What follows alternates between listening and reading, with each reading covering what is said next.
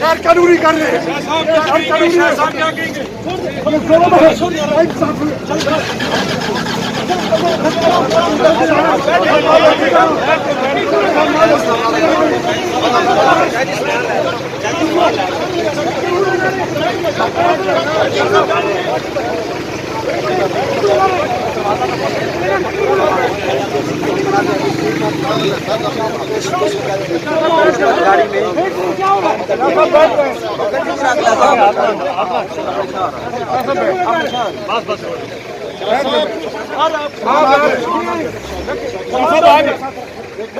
पहले शाह साहब का सामान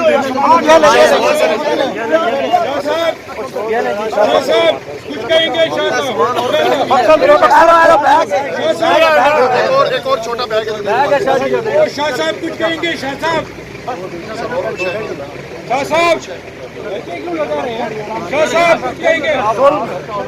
नाइंसाफी सुप्रीम कोर्ट के ऑर्डर का मजाक किया गया। सुप्रीम कोर्ट ने रिहा किया और ये मुझे दोबारा गिरफ्तार कर रहे हैं झूठे मुकदमे में। मैंने कौम की तर्जुमानी की है, मैं बेगुनाह हूँ और ये मुझसे बिला वजह इंतकामी सियासी इंतकाम का निशाना बनाया जा रहा है।